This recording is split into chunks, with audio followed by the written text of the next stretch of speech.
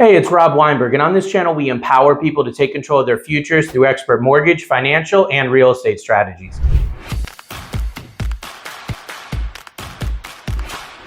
If it's your first time here, hit that subscribe button and also get notified on all of our future content. In our lesson today, we're going to be talking about the real estate technology revolution going on and all the new innovations in real estate and mortgage tech.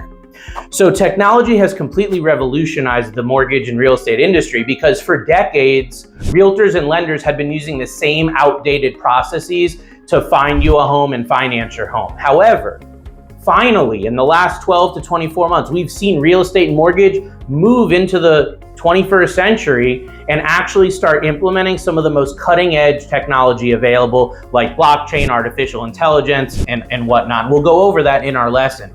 So the first technologies that I want to talk about are going to be virtual reality tours and 3D modeling.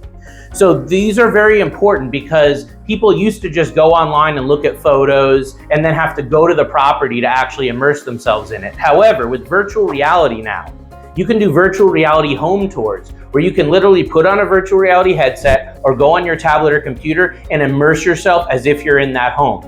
You can turn, you can move, you can see what you would see if you were in that house walking and moving around. So it can create a much more conducive environment to make an educated decision as a home buyer. 3D modeling is really cool because when a lot of people are buying homes, they have a vision for that home. They want to change this or paint that or furnishings, where they're going to put things. 3D modeling allows you to do that. It allows you to actually take that property, that floor plan, and make modifications, make changes, do interior design, furnishings, things like that, and see how it's going to turn out before you actually implement it. And this is really big because a lot of people have problems visualizing and really need to be able to see it on their screen and immerse themselves in it again in order to make that educated, good decision as a home buyer or a homeowner looking to make a repair or modification to their home. So virtual reality and 3D modeling are big, and they're going to continue to increase in implementation as we move forward. The number one item right now that I think in real estate tech is blockchain technology. So blockchain technology might sound familiar because it's the same technology used for cryptocurrency like Ethereum, Litecoin, Bitcoin, that sort of thing. How can it be implemented though into real estate and mortgage? So the reason that blockchain is so cool when it comes to mortgage and real estate is because it ensures a secure and transparent process, and it's tamper-proof.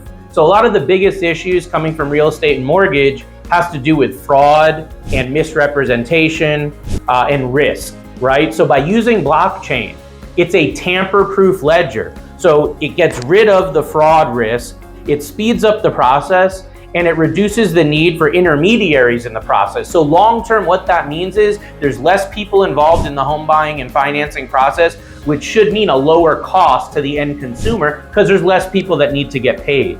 So that's a big one on the blockchain. Right now, we are using an antiquated title search process during the real estate process, whether you're buying or refinancing. There's a title search that has to get done almost exclusively every single time. And that title search process can take from a couple days to generally more like a couple weeks to get that search back. However, with blockchain, once that title search is moved onto the blockchain and all that data is available, that couple day to couple week process can turn into minutes. And that's going to speed up the entire mortgage process and again, lower the cost for a mortgage. Mortgage verification processes are very cumbersome. A lot of things people don't think about when they're buying or financing a home are all the back-end verifications that get done. We're verifying things with your bank. We're verifying things with your employer. We're potentially verifying items with the IRS. So all these items need to be requested and returned, and everyone's using different systems. But once these systems are on the blockchain, we will then be able to verify all of this in seconds or minutes, which will make, again, that mortgage process a lot quicker, a lot cheaper, and just a lot more stress-free for you as a home buyer or homeowner. Now, artificial intelligence is the hottest thing right now in general when it comes to technology. So we wouldn't be doing the right lesson on real estate tech without addressing artificial intelligence.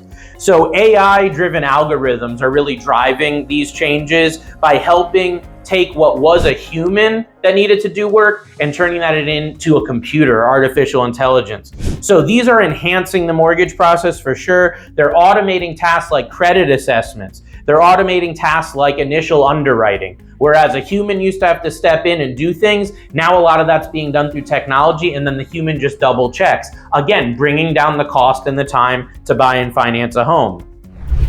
A couple of ways that this has been implemented as of today in 2023 is I've seen a recent product called the 5-day HELOC. The 5-day HELOC is a home equity line of credit that uses a completely AI-driven process. It has your home automatically assessed through an AI algorithm to know what the value is. They do an artificial intelligence title search on your property, and the whole underwriting process, everything is done through artificial intelligence. So generally a HELOC takes 30 to 40 days. With this product, because of AI, it's a 5-day closing from start to finish.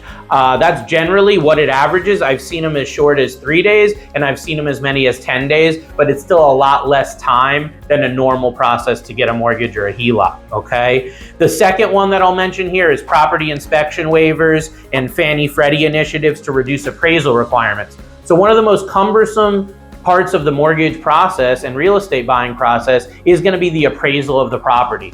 So we did see Fannie and Freddie during the pandemic step in and offer a lot of these property inspection waivers or appraisal waivers, which took away the need to get an appraisal, lowered the cost and time to get a mortgage. However, they're still not foolproof, right? We're still getting appraisals on majority of transactions. So Fannie and Freddie recently stepped in and created some new alternatives to appraisals. Some new alternatives that will allow more AI-driven, more technology-driven processes and make it less costly and less time for the home buyer or person that's owning a home and looking at refinancing. So that advent in technology is implemented now, and I see that continuing to where within a couple years, it will be very likely you'll need little to no appraisal done of your home at all. Most of that data will be stored in the cloud, on the blockchain and whatnot. So that's not that far out, and we're moving towards that now with these recent appraisal enhancements by the GSEs, which are Fannie Mae and Freddie Mac.